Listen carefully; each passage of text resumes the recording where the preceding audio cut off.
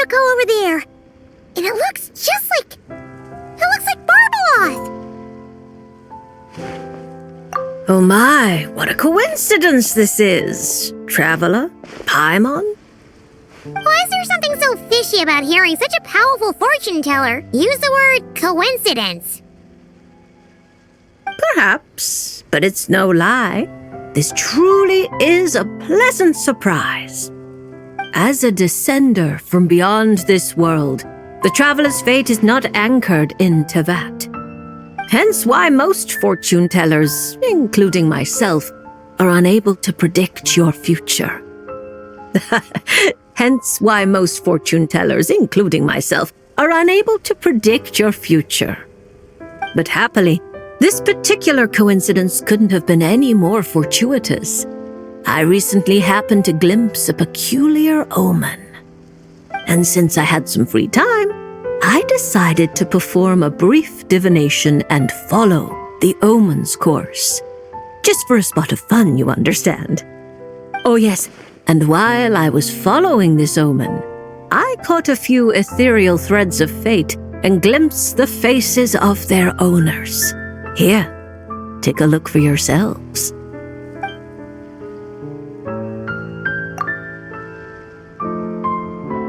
See? Didn't I tell you? Someone with so many friends was bound to recognize them all. Hi, you two. It's been a while, hasn't it? I thought I'd lend a hand with Barbie's divination. Indeed, if Alice hadn't insisted, I'd have treated these names as minor variables and discarded them from the divination. But then you would have missed out on this fun little excursion, wouldn't you? Besides, as mages, we couldn't possibly disappoint the little cuties involved in the prophecy now, could we? It's the dream of every child to receive wonderful gifts, go on grand undertakings, and watch mysterious prophecies unfold. Which is all to say, we simply had to see this one through. And there's no point arguing with Alice. Anyway, if I can gather these minor variables together, I should be able to adjust my divination. So here I am, seeking them out, and if possible, offering them a little fortune-telling. I don't have time to go around divining things like that, but I'm sure it won't be long. Is that why you've set up this stall? So you can sit and wait for them to arrive? Don't worry, I'm not just sitting around twiddling my thumbs. This Dodoco is simply a stand-in. I'm still working on my research. That's right. And I installed sensors on Barbie's Dodoco. As soon as the right person shows up, she'll receive an instant notification. And Dodoco will give a happy little wiggle to make sure our visitors are drawn on in. What are you doing back here? Take your arm off that. You'll knock my scryglass onto the floor. And hold that cup steady. I don't want you spilling hot chocolate on my manuscripts. All right, keep your hat on. Just 1 second. There you go, Barbie. This one's yours. I hardly put any sugar in it, I promise. When you say hardly any sugar, I can't help but feel like we're not speaking the same language. Back to business. After we followed up on Barbie's divination, I was hoping to gather everyone up, everyone involved, that is, and throw a huge party. I've even decided how we can send out the invitations. Don't worry, I've already picked out the most beautiful birds available. Picture it. In the dead of night, a huge, pure white bird flies through your window with a mysterious letter in its beak. Then you open it, and a whole new world appears before your eyes. Unfortunately, as I told Alice, doing that would only serve to disrupt the path of fate. Besides, dealing with such small prophecies is a real pain, so it's off the cards. Fate is such a spoilsport. Nevertheless, we can still have a party. When the time is right, I'll invite everyone myself. And as I do hate waiting for parties, Traveler, Paimon, can I leave the job of bringing your friends here to this stall to you? Then we'd be the ones disrupting the path of fate, right? Seeing as the people in the prophecy already have ties to the traveler, in theory, their fates are already intertwined. If the traveler steps in to invite them and hurry things along, it shouldn't have too large an effect on the divination. Reliable as always. For the sake of the party, it's in your hands.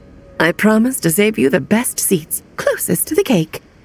Barbie, why are you tearing that paper apart? What are you doing? I'm using it to plug my ears. Between you and Nicole, if my head isn't hurting, then my ears are. Ugh, I miss Octavia.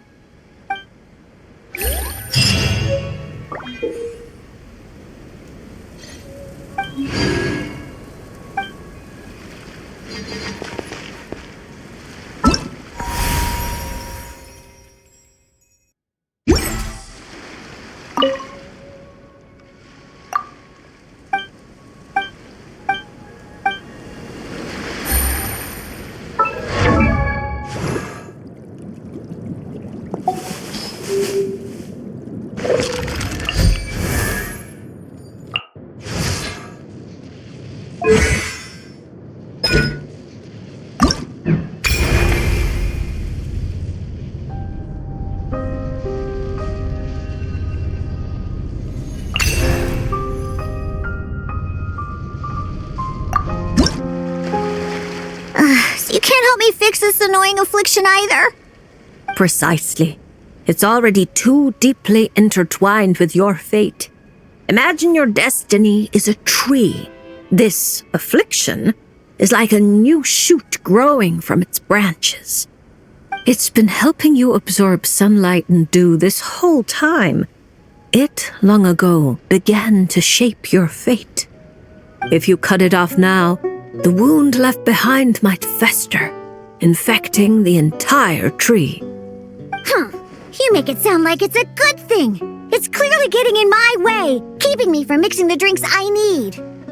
It's more like one of those vines that wrap around the trunks of giant trees, restricting their growth and slowly strangling them. Well, if that were the case, your fate would have rejected it, and we could have easily pruned it away. Unfortunately for you, it's not at all what you say it is. All right, enough talk. That should be enough to convince you I'm a legitimate fortune teller, yes? Now, just like I told you, come here and pick a card at random. And let me give you a little advice about your future. So I just pick one at random, Okay. How about this one? No, wait! This one! Don't overthink it. No matter how you choose, you can only ever draw the card that's destined for you. Oh, this fortune teller's laugh is so creepy! She's just like an old witch from a fairy tale. But since she's so good at it, her advice could prove really helpful. I have to choose my card carefully.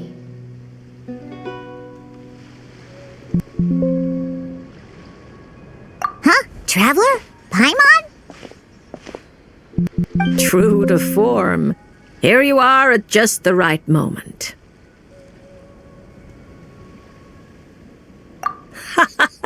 Well said.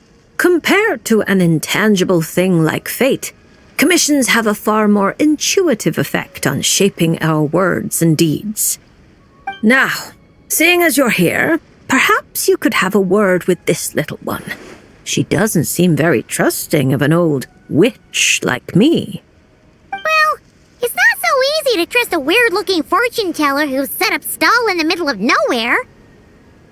Oh, the traveler seems to know this fortune teller pretty well.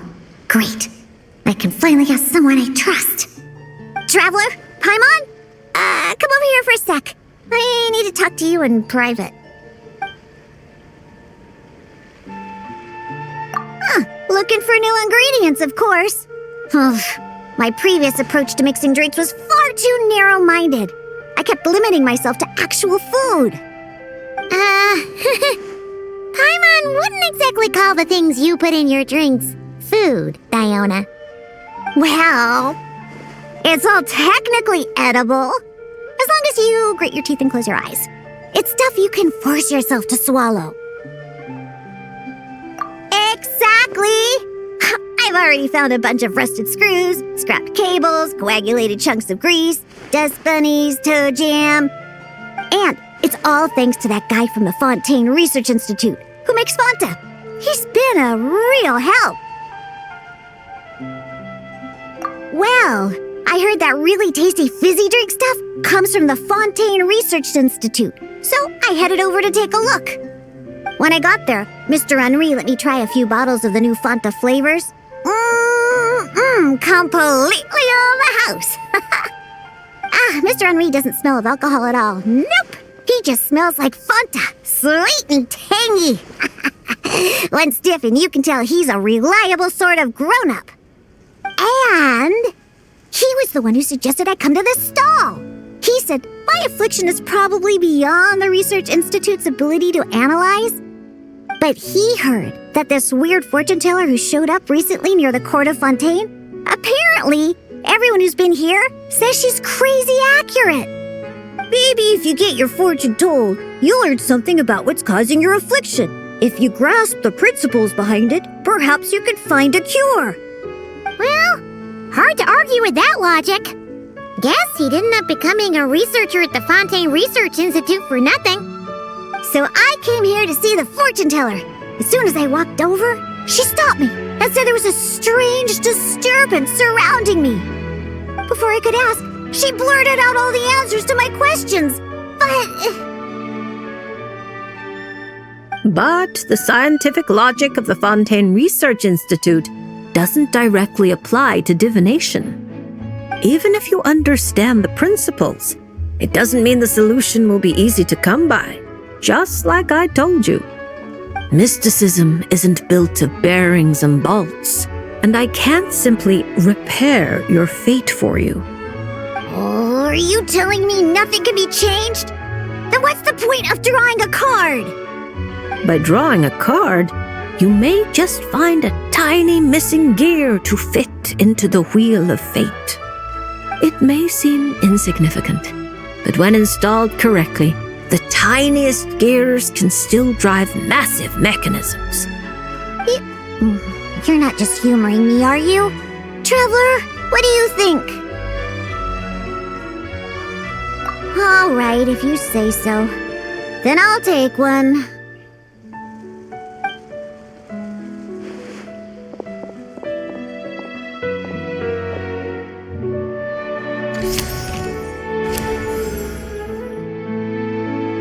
All right, here we go. Looks like it's... Oh my, how strange. To think the disturbance surrounding you has grown with such vigor. It's no longer a shoot, but a sturdy branch. How curious. Huh? What are you saying? Does this mean the drinks I mix will taste even better from now on? If we judge solely by your affliction, that would indeed be the case.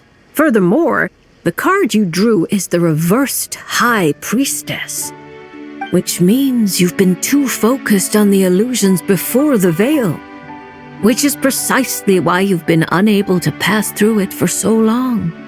That doesn't sound like it has anything to do with mixing drinks. I thought this card would tell me what ingredients I need to use.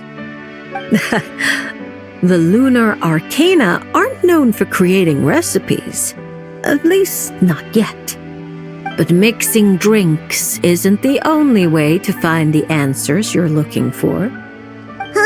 The answer is to teach those old booze hounds a lesson, so they never get drunk and cause trouble again. You're certainly driven, but while your body moves forward, your heart remains stuck. That's not true. I hate those weird old drunkards from the bottom of my heart, especially... I see. Then, have you talked to the one who fills your heart the most? What? How did did you know I was thinking about one person in particular? I didn't even... Through divination, of course. Perhaps you should cast aside your impatience and confused emotions and tell him how you truly feel. You might find it more effective than trying to mix the most disgusting drinks in the world. What? There's no way he'll listen. Once he started drinking, he doesn't listen to anyone. Perhaps that was true before. But now, you found a tiny gear from the wheel of fate. Return to its rightful place. Certain things might undergo subtle changes. You mean that? But it is just a card. Of course not that. I'm talking about your heart. Something which has already begun to change. My heart hasn't changed at all. Now, I need to go look for ingredients. How much is the divination fee? I can pay it in full. Oh my, what a well-mannered child. Much more endearing than that other little brat. But there's no need for a fee. Just consider this a gift from a witch. Thank you. If you ever come to Mondstadt, I can treat you to a drink. I guarantee it'll taste delicious. Mondstadt, you say? Yes, if I get the chance, that might not be such a terrible idea. And thank you for helping me out, Traveler and Paimon. No matter the trouble, Paimon and the Traveler will swoop in and save the day. But swooping in is thirsty work. So once we're done, we wouldn't say no to some of your tasty drinks, Diona. It's a deal. Next time you're in Mondstadt, I'll treat you to the best drinks you ever tasted. The kind with absolutely zippo alcohol. By the way, if you have any more questions about your card, look for someone named Mona. You probably already know who I'm talking about. Mona? Yeah, I know her. She always orders the cheapest drinks. Is she a powerful fortune teller too? She's nowhere near my level. Still, she should be up to the task of reading the lunar arcana. Otherwise, she might as well hang up her hat. Just tell her you've brought a prophecy on behalf of the mighty astromancer Barbeloth Trismegistus as a test. Don't worry. As long as you say that, she'll do her best to interpret it for you. I think I got that. Astromancer Barbeloth Trismegistus. Yosa, that's a long name. Come to think of it, isn't Mona's name really long too? I think it was the what was it again?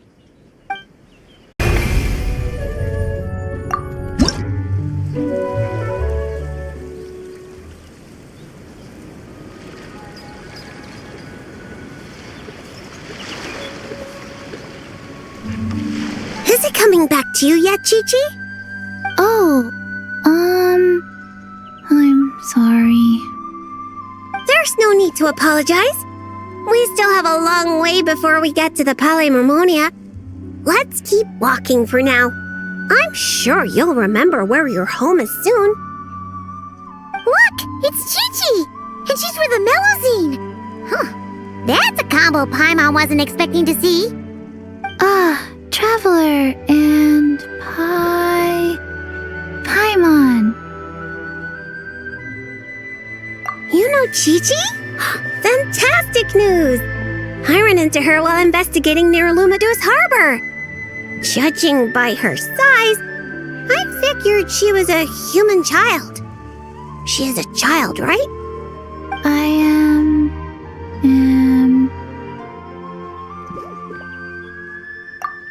Right! We go way back! We're the best of friends! Quick thinking. If Chi-Chi had said she was a zombie, you might have scared her half to death. Yes, best of friends. That's right. Wow, this is a happy coincidence for sure. To be honest, this is the first time I've ever found myself completely at a loss. I take it you know about her memory issues? She can hardly seem to remember anything besides her own name. Chi-Chi gets like that sometimes. Poor child. I was going to take her back to the Maréchaussée Phantom and let her stay there for a while. But I hoped she might get some of her memories back on the road. Since you're such good friends, I take it you know where she lives? It would save such a lot of trouble if I could take her straight home. We know, but it's, a very long way from here. Very long way? I followed a Sealy all the way to Lumideus Harbor. Huh? You remembered something? What happened before that? Before that, Dr. Baiju took me on his rounds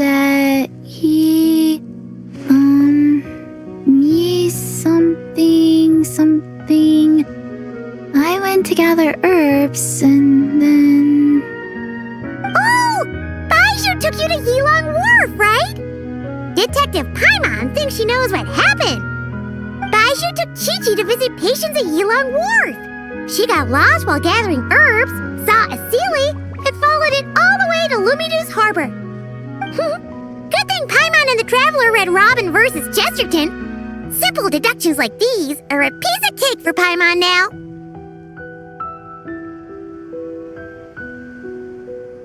Aha! Well, that checks out. I'll take Chi-Chi back to Yilong Wharf right away. Dr. Baiju is Chi-Chi's guardian, is he? He must be worried sick. Oh, you're right. Paimon almost forgot about that. Barbalos, are you there? Can you hear us?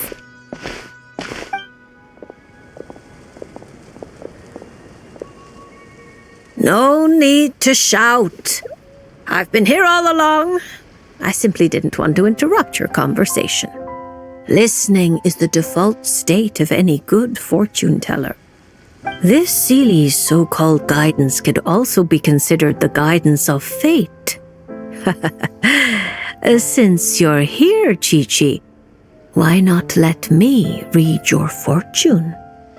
Fortune?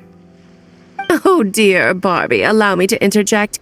You're really not suited to talking to children, you know. You're scaring the poor girl. Let me take this one. Now listen closely.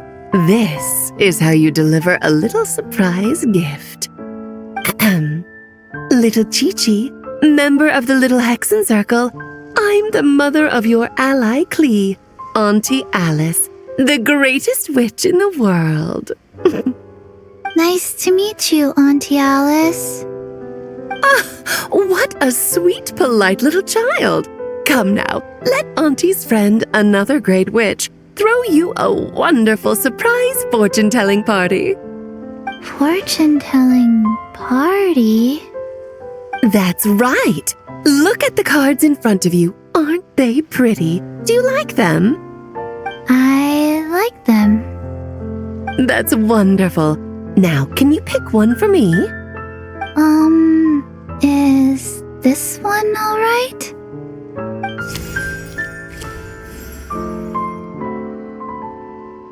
Of course. And because you were so wonderfully well behaved, that card is yours to keep. Thank you. All right, Barbie, break time's over. Come help little Chi-Chi with her reading. No, you don't need to shake me awake. I've been listening the whole time. Upright hanged man. Very few people draw this card. That means you're very special, Chi-Chi. It symbolizes transcendence and waiting, and also detachment from the everyday world. There are shackles that bind you, but you yourself have no desire to break free from them. Shackles? Do you mean my orders? At least on the surface, you wouldn't be wrong to understand things in such a way. As for your future, all you need to do is wait. Of course, it's not like you lack for time, but... Oh my, how strange, how very strange. Hold up a second, you're saying too much at once. Give the poor child a moment to breathe. Let Chi-Chi savor her little gift first. You really do need to show a little more patience with children. What do you think, Chi-Chi? Do you like your surprise? This card is pretty. Thank you, Auntie Alice. Oh, good girl. You did such a good job remembering Auntie's name. Oh, Auntie would love to chat with you some more, but it's time for you to go home. If Auntie Barbie has more to say, then next time the Hexen Circle meets, she can make a prophecy for every little witch who attends. Wouldn't that be lovely? Could you not add to my workload without asking me first? Then it's settled. See you next time, Chi-Chi, and all of you witnesses. Bye-bye, Auntie Alice and Auntie Alice's best of friends. Phew! Is that all over now? Did those two voices just come from this doll? What kind of toy is this? It's so cute! Where can I... no, that's not important right now. Chi-Chi, let's go find that Dr. Baiju of yours. It's time. Chi-Chi should go home. See you next time, Traveler and Paimon. Card. Gift. Pretty.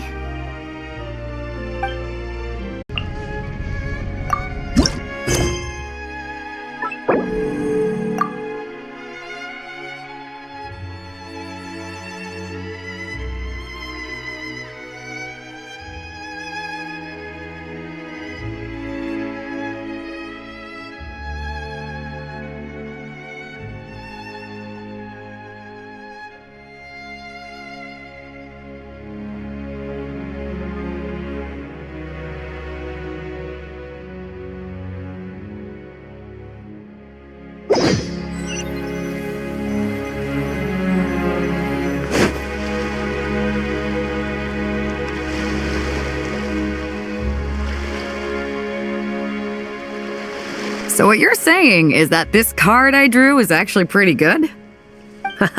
Fate is simply fate. It makes no distinction between bad and good.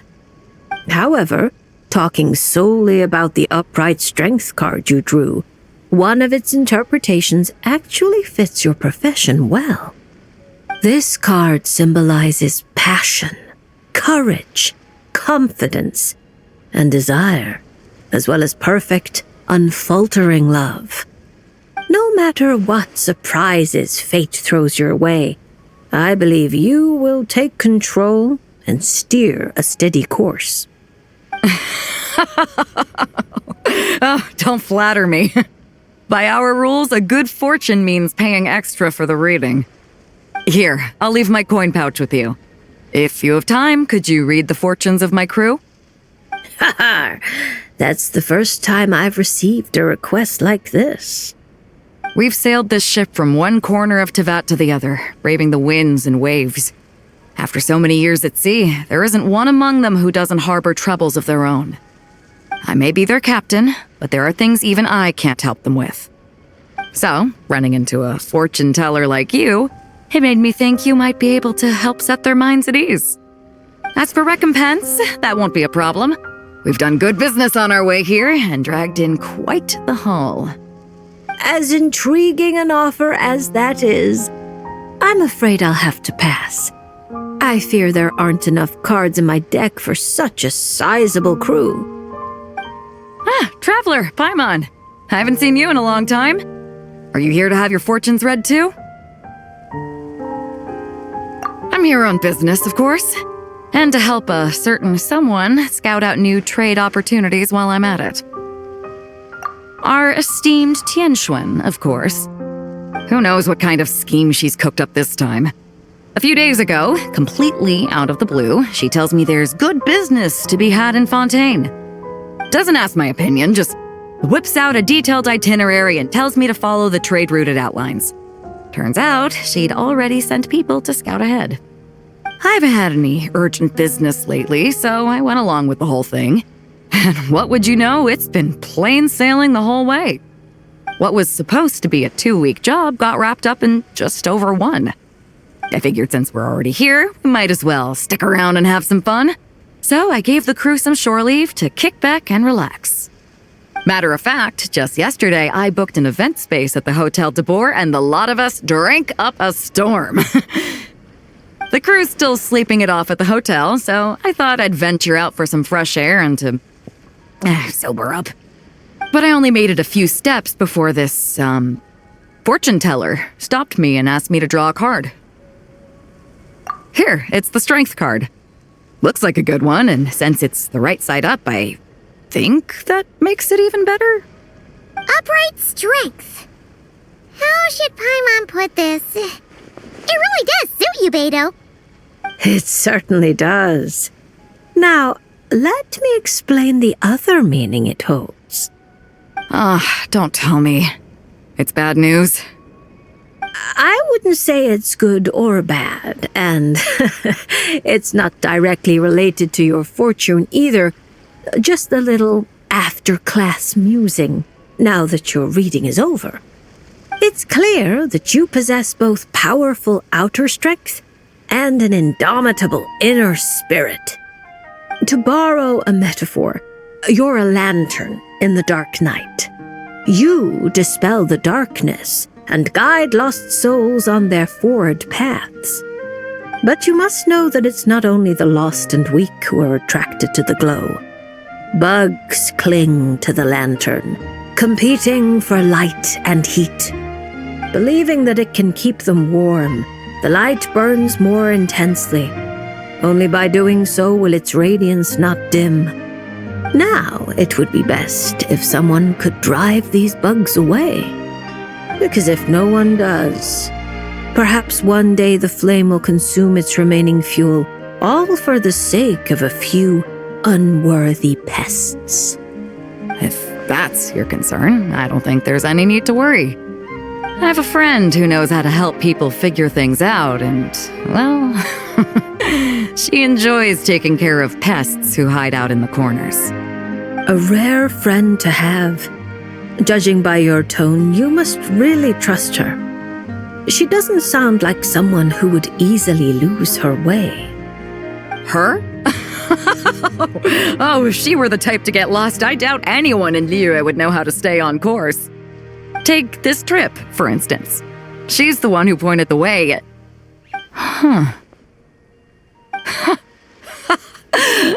It all makes sense now. I was just thinking, if she really wanted to do business, there's no way she'd let me kick back and relax. So basically, Ningguang just wanted to give you a holiday. But why make you take such a massive detour? Well, I'm sure she'd say something like, "Some detours are needed. Only by taking them can the shortcuts be found." I'll never be able to unravel the twists and turns of her mind. Well, she still needs me to help expand her trade routes, though, so it's not like she'd do me harm. As her strength card, I'll remain up front, breaking the waves and forging a path ahead. Whoa! Oh, look at the time. I'd better head back and check on my crew. See if I can't sober them up a little, get them shipshape and ready to sail. Traveler, Paimon, Lady Fortune Teller, I hope to see you around. This card is a rare treasure.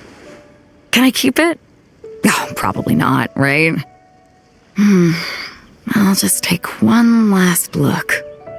A light that guides the lost, and those who come for more than its glow. Interesting. If I have the time, I should pay another visit to Liyue.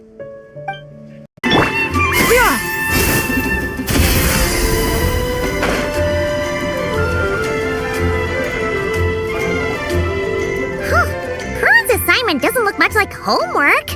More like a declaration of war. Little witch hunter, have you found a way to defeat me yet?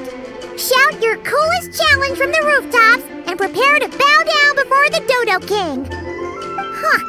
Paimon will bet $1 million more that Alice wrote this. If it wasn't for the part about a witch hunter, Paimon would have thought this was written for Klee.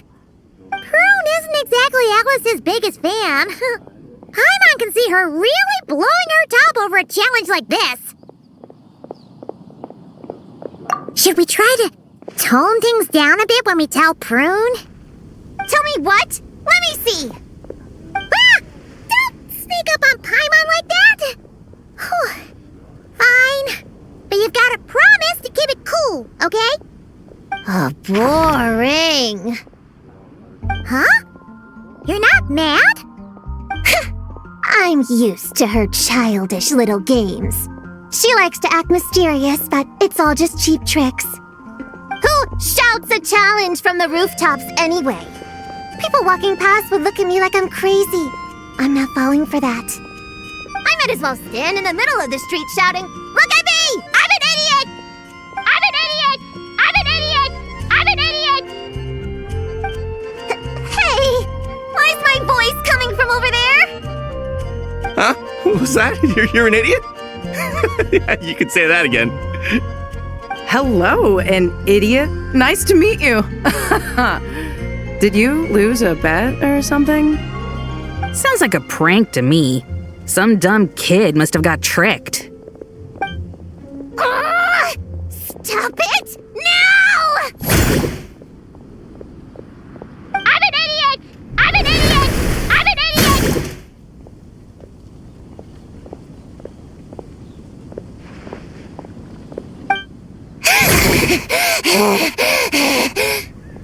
Calm down, Prune. There's no need for violence. Alice!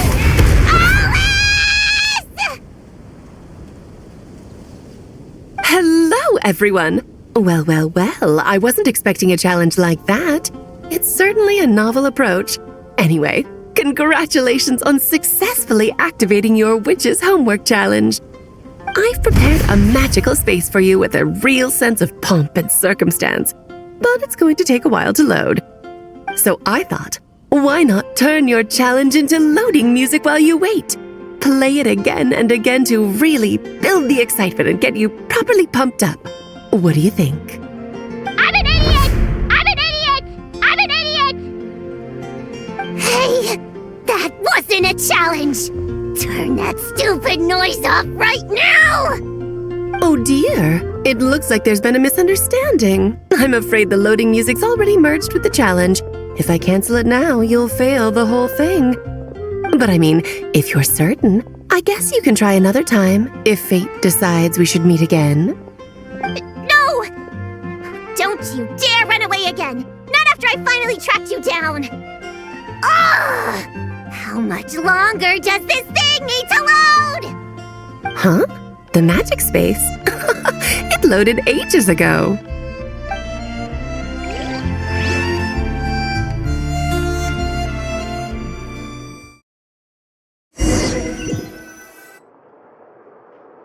Welcome to the pinnacle of the dramatic arts in all of Teyvat, the Opera Epiclès, or rather, a magical facsimile of it. Your challenge is to win a debate, which is exactly why this magical space was created. Not bad, huh? Go on, try telling me the sense of spectacle isn't overwhelming you. A debate? Don't you remember how I wiped the floor with you last time? Did you really go to all this trouble just to embarrass yourself again?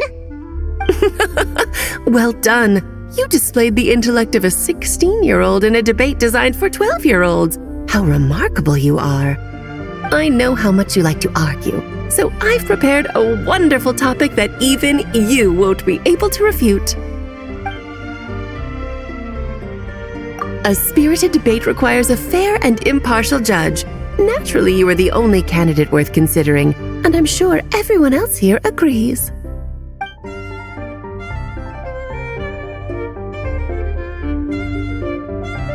Actually, I've been wanting to say this for ages. Paimon's been sitting up there in the VIP seats, striking a pose for quite a while now. Seeing as we teleported right here, I figured we should imitate our friend. She's quite the superstar in Fontaine, you know. As I recall, Paimon loves watching a good show. Well, there's no better seat in the house, wouldn't you say, Paimon? Paimon can see everything. But, is it really alright for Paimon to watch from up here? She feels a little out of place. Relax. This is my magic space, and I make the rules. I guarantee you the hoi polloi police aren't coming to kick you out. Enough time wasting. Let's get this over with. What's the topic? Klee is a bad kid. Huh?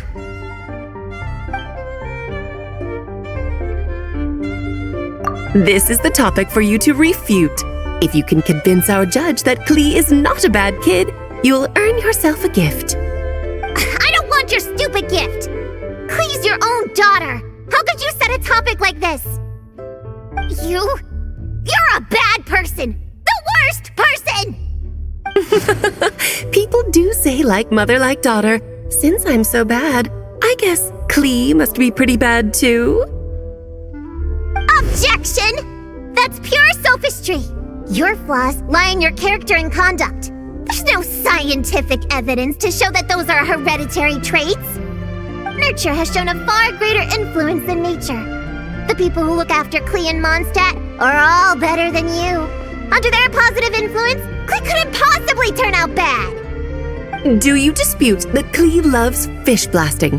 How could any good kid enjoy such a terrible pastime? That's just the nature of a child who hasn't been taught right from wrong. Klee can see the boats in the harbor loaded with fish. How is she supposed to know the difference between how they get their catch and how she gets hers? But is it not true that even after being sent to solitary confinement, Klee never learns her lesson? It's true that Klee always accepts her solitary confinement and doesn't try to escape. That clearly shows she understands her punishment and doesn't hide from her actions. Klee shouldn't be labeled as bad when she readily faces the consequences of her actions. Moreover, after her last time in solitary confinement, despite saying she wanted to go fish blasting, she hasn't done it once without permission. In fact, the last time she did go, it was only at the behest, you could say instigation, of someone she trusted. Her own mother, no less! At the end of the day, there's only one person here who deserves the title of bad kid. No, wait. Bad adult! Then what adult is so immature? I know! Bad kidult! Oh, very compelling. A truly forceful argument. How's Alice going to respond? Even if I accept your argument, it only proves that Klee has no bad intentions. It doesn't stop her from being a bad kid in other people's eyes. Still stubbornly clinging on. Fine. If that's your angle, then listen carefully, because here's something even you can't deny. In other people's eyes, Klee is cute, so they will always forgive her actions. Exactly! Klee is so cute, who cares if she makes a few itsy-bitsy mistakes? In Paimon's eyes, she couldn't possibly be bad. Contrary to everything you've said, Klee has far more good points than bad. She's always happy to share her toys. And when she wants to play but everyone else is busy, she never pesters them and waits patiently until they're free instead. But most important of all, she's kind. In her eyes, everyone is a wonderful person. Even me, her mother's sworn enemy. No matter what else, I won't let you besmirch such an adorable child by calling her bad! I give up. You win. As her mother, I can't possibly argue with that. To hear you say those words, it seems you truly do consider Klee a good friend. My daughter really is adorable, isn't she? Don't say I didn't warn you. I told you if you met her, you'd end up happy. Now you're boasting? I traveled all the way to Mondstadt because of your silly little prank! It brings me so much comfort knowing that Klee has a friend like you by her side. I do so look forward to seeing you both grow up. You can't imagine Klee still fish blasting at my age, can you? Hold it right there. You're not about to say something corny like, ta-da! This was all a test to see how you really feel about Klee, are you? You catch on quick. Seeing as you already know the deal, let's jump straight to announcing the results. Esteemed judge, if you will. Ahem. Little Prune's Witch Challenge. Passed. Please accept the following witch's blessing. May you be as happy, healthy, well-fed, and worry-free as Klee herself. When it comes down to it, you and Klee are both good kids. You're allowed to make mistakes from time to time, or even throw cutie-wooty little tantrums. Thanks? But this doesn't change anything between us. First things first, stop treating me like a child. And second things second, I'm a witch hunter, and I won't forget my duty. You lost this time, so come out here and stop trying to fool me with that stupid doll. Oh me, oh my, would you look at the time? Well, I had a lot of fun today. I'll be sure to drop by the next time I'm free. Toodaloo! Hey, did you hear me? I haven't finished with you yet! Don't you dare run away!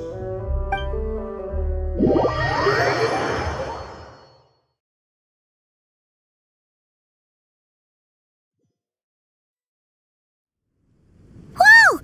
Everything just vanished! Classic Alice, huh? Oh, you wicked witch! Just you wait. I'll get you one day.